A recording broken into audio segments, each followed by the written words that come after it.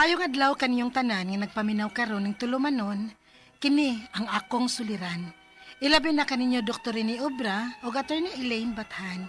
Ingon man sa mga artista nga maghatag og kinabuhi ning akong suwat suliran. Ako si Dindin, 29 anyos, nagpuyo sa AS Fortuna, Banilad, Mandawi City, Cebu. Punto legal kining akong suliran. Aron niyo sabtan, sugdo nako sa dihang nakadesisyon mi sa akong late live-in partner nga magtipon. Ingon ini ang mga panghitabo.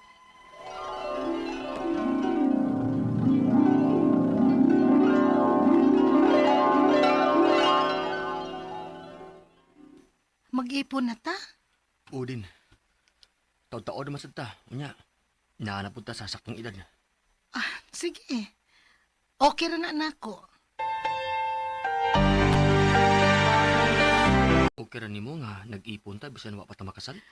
Ooy, ganun di good. Salamat ha. Nga nakasabot di ka. Asa raman ko doon yan ng kasal ba? Kung doon na natay matigom, di ba? Swerte di ko nimo din. Og salamat kayo sa imong pagkamat sinabtanon. Magpalit tag motor? Unta. Sige. Pwede ra para dilisad kaayo tahago sa pag-commute everyday. Total, parehas naman ta nga nagtrabaho o gusarsay atong trabahoan. Mao bitaw. So unsa man? Okay ka kung 50-50 ta? Pwede ra, uy. Mas maayo tingali kung straight cash na to aron way labad sa uba. Mga sabitoy akong nahuna. Nya sa man? Asa man nato ipanganang motor? Sa imo lang. Okay ra? Oo, uy.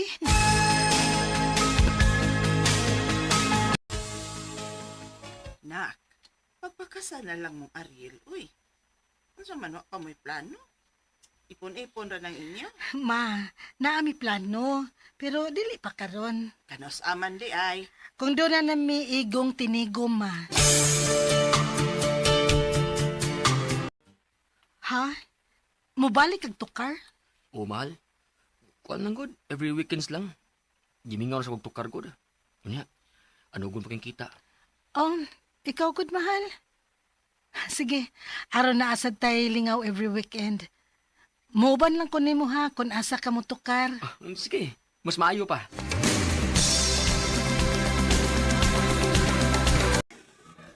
Kumusta naman mo din, uy? Karon pa kita makita-kitang balik ninyo ay. Mao lagi, Wilma. Unsaon nga nabisi man gud ko sa trabaho? Lagi. Kay last na tong kita, no? Kato pa man tong last tukar ninyo sa banda, uy. Duha ka tuig naman tingaling nakalaba. Oo, murag ana gid ay. May gani kay gisugtan ni Mos Ariel nga motukar og balik na. Ay nihangyo man, kay gimingaw na kuno siya. Ako lang sang gitugtan oy. At least karon na siya laing source of income, di ba? Dili pareha sa una nga nagsalig ra gyud sa tukar. Aw mo to nga pag pandemic, wa gyud hinuon siya source of income kay wa may tukar.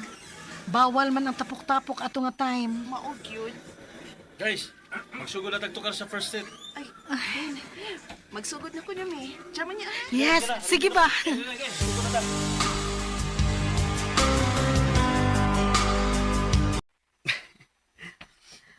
Kahapi ko di mo ron. Nalipay lang ko mahal. Kay after 2 years, nakatukar siya mo balik. Passion man gud na nimo ang motokar god. Mao lagi. Og thank you kay mahala. Nga nisugot ka. Ngano di man sa kuno musugot no? Ang ako raman gyud to ba sa una, nga okay raman ang motokar ka. Pero dili maayo nga anha ra gyud ka mo focus niya. Kay dili baya na magsigi-sige ng tukar-tukar, dili stable ang kita. Mao lagi. Nindot siyang buhaton lang gyud og sideline. Basta ha. Basin pod baya, mubalik na sad ka anang sige nimog inom ha. Di lagi mahal. Bantay bitaw. Ay, mahal. Oh, Ariel, hubog ka. Nakainom lang. Pastilan baya nimo uy.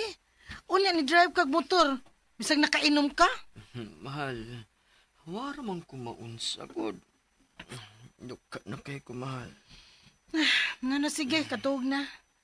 Kuhaan na lang tikag ilisan nimo aron makailis ka na.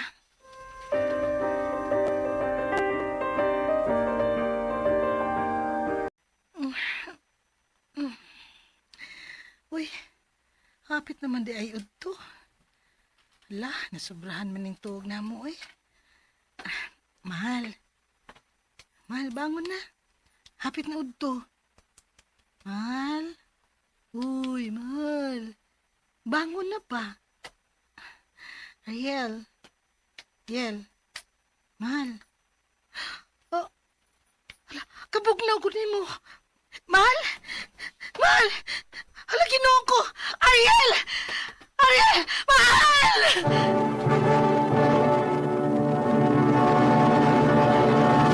Recorded by X Thunder Gaming.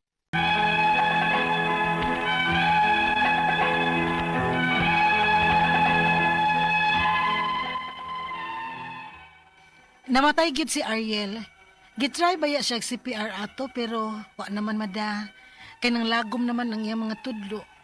Mo ilang pagtuo nga giatake si Ariel samtang natug tungod sa grabeng hago niya straight yang inom. Kapila baya gito nako siya gibadlong pero di man gid maminaw. Gawas sa sige niya inom, dili sad healthy ang iyang mga panganon. Sakit kay sa akong buot nga sa kabata pa niya. Gikuha na siya sa labaw makagagahom nako. Unya, Condolence din. salamat day Wilma. Kano kung Ariel, eh? Sa'yo man kayo siyang gikuha. Lagi uy. Sakit kaayo sa dugahan nga wa na siya. Pagkakaligon lang yun din, ha? Ni Arami para nimo. Salamat. Karon nga wa naman si Ariel, nak. Nasa may plano nimo. Mobali na lang tingali ko laing abangan ma. Sakit man sa dughan gud kung padayon kong mupuyo sa among giabangan. Maghuot ang akong dughan nga mahinumdum niya. Oh, sa iya nakapangan ang motor. Pero to nga bigbayad ato motor ni Ariel. O maingon ni Mama Ting nga, kuhaon ko ang tarang butang ni Kuya gikan nimo. Kay kami kuno ang dunay katungod ana kay di man kuno mo kasal ni Kuya. Unsa? Hala? Ano mang hilabot man taon sila, ana? Uy, nga man sila natampo, ana? Dili man sa paglinaog no. Pero ano mo diretso man sila desisyon sa ubang butang? Nga dili man mo konsulta nako. Grabe gid ay Will. Wa gid mo abot sa ilang huna-huna nga pwedeng gitungaan na mo ang mga butang nga nakapangan kang Ariel. Ay, i-fight na, day, uy. Di ko sure, ha, pero murag, naa naman tingali right sa mga partner ron nga nag-live-in o pila ka tuig bisag wa makasal? Tinuod ka day.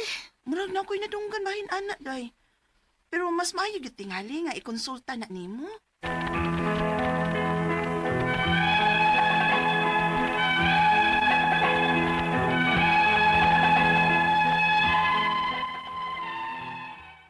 Maunta ni gusto na akong i-fight ron. Kay okay man kung hatagan silag bahin. Pero murag lain man gud ka ay pamation.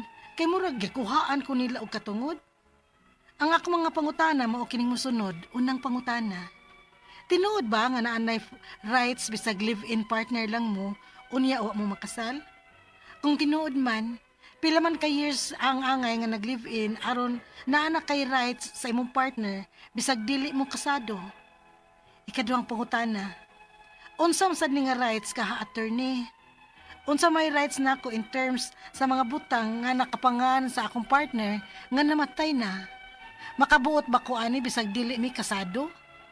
Kung dili man, what if gitungaan na mo bayad ang usa ka butang unya dito lang nakapangan niya?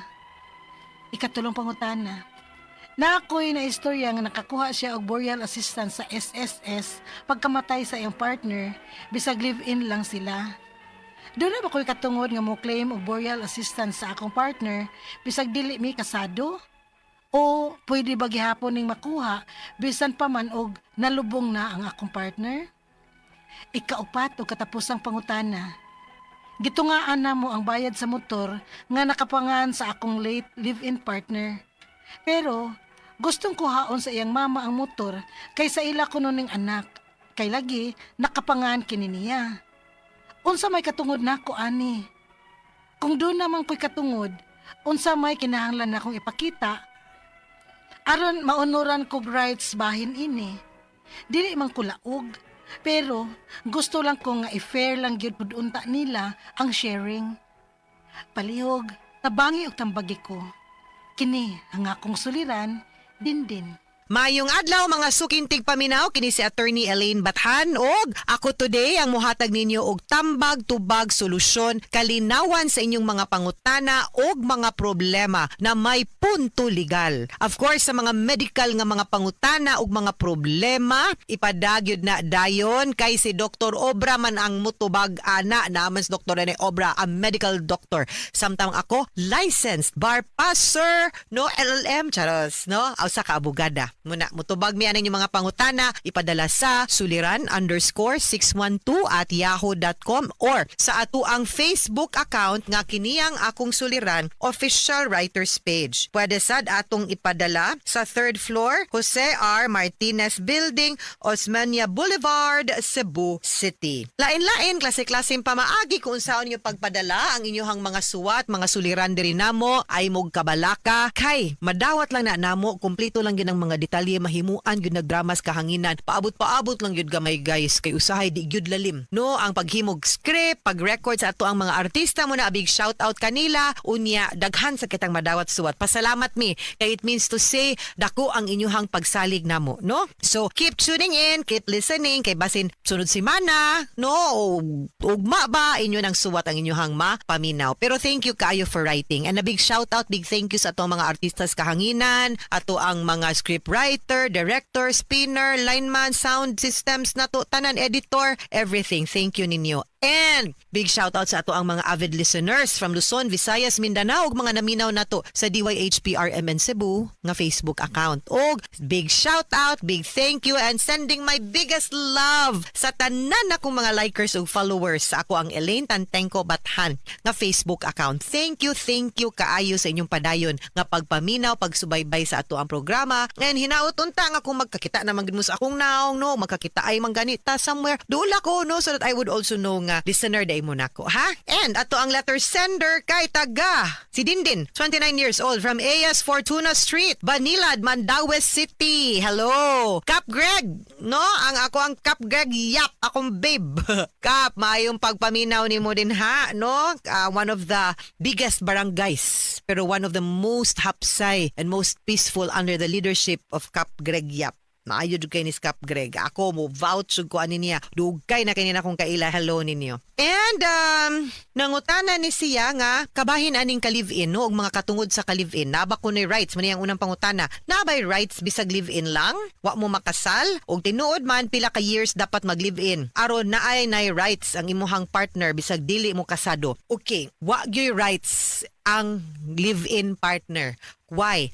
Because the only provision in the family code refers to or pertains to marriage. Meaning ka ng mga naminyo na. Benefit of marriage. Live-in or common law partnership, the only benefit or rights nga ginahisgutan sa balaod is with regards to their property relations. Kay wa man mo'y obligasyon, kay wa man mo'y gipirmahang kontrata, wa man mo'y aido, wa man mo'y gipirmahang marriage contract, so wa gyud mo'y rights, no? Only lang na tungod sa inyong pagpuyo kung nakapundar mo og mga kabtangan or properties dinha ragyod usara gyud na akong makita no nga balaod sa family code nga mohatag og katungod sa or ni discuss og unsay katungod sa babae ug laki who are in a common law relationship or nag-live in. Unya kana siya it pertains to unsay contribution sa usat usa nga iko na siya nga di na siya conjugal partnership, co-ownership ang tawag ana o dumaumao ra gud no pero co-ownership na nya magdepende sad na kung unsa puy status sa estado sa inyong pagpuyo no nga way benepisyos kasal kay nganong wa man mo nagpakasal kay wa lang yun pero single mong duha kana co-ownership pero kung pananglitan nagpuyo mo kay naay usa di pwede kay minyo kana lahi na siya lahi pug tratar ang balaod na to ana. Ikaduhang pangutana unsa man ni nga rights kaha attorney unsa may rights nako in terms sa mga butang nga nakapangalan sa akong partner nga namatay na makabuot ba ko ani bisag dili mi kasado kung dili man what if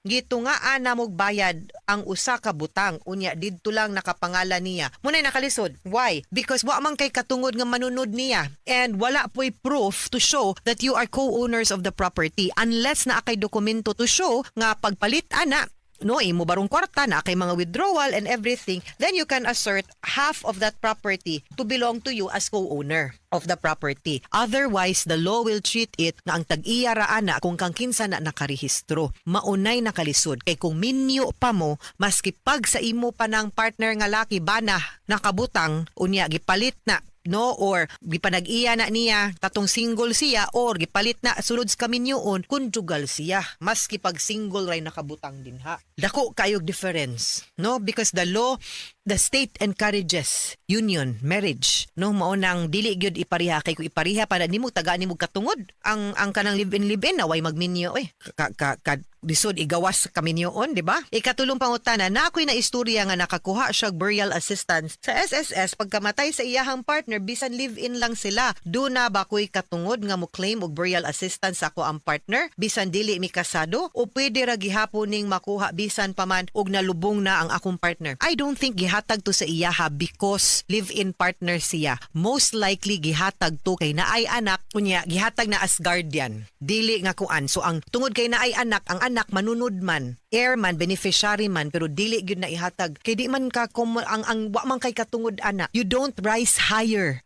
sa status sa usa ka legitimate nga wife. Sorry lang gyud. So I don't think makakuha ka unless naamoy anak kay ang anak makadawat. Heir man, beneficiary. Ikaupat og katapusang pangutana, gitungaan na mo ang bayad sa motor nga nakapangan sa akong late live-in partner. Pero gustong kuhaon sa iyahang mama ang motor kay sila sa ila kuno ning anak. Kay lagi nakapangalan niya. Unsa may katungod na ko ani? Kung do namang ko'y katungod, unsa may kinahanglan na kong ipakita aron maonoron ang iyahang rights bahin ani kay dili man siya laog pero gusto po niyang i-fair sakto sad, no, kay kung naka-contribute sad ka, no, well you can invoke article 148 of the family code and say nga kung common law partnership mo i-assume na siya nga co-owner mo ana nga property, so i-prove lang nimo nga nag-live-in mo unya and other documents siguro to show nga nakay natampo sa pagpalit anang motor or other properties baron ninyo, no, or suryaan ninyo klaro po ang imuhang mama kay akong suggestion na ibaligya na lang ng motor unya ikwarta na lang ka na ninyo para walay samok, no, or kung nakay documents to show nga nakadata baron ka sa maong pagpalit anang motor, so nakay tampo ana and the like. Pero you can invoke Article 148 for common law relationships. Kay kabahin man sa kabtangan kana na may provision ang balaod na to ana. Okay? Mga suking tigpaminaw, hinawat unta nga namoy nakutlo na pagtulunan karong adlaw. Kini si Attorney Elaine Bathan. Daghan kayong salamat sa inyong pagpaminaw sa atong tulumanon. Hangtod sa sunod nga sugilanon dinhigapon sa tuang programa. Kini ang akong suliran gikan sa RMN Production Center, Radyo Mo Nationwide. Noon dinhigapon sa tuang programa, kini ang akong suliran gikan sa RMN Production Center, Radyo Mo Nationwide. Tatak RMN, daghang salamat og maayong adlaw.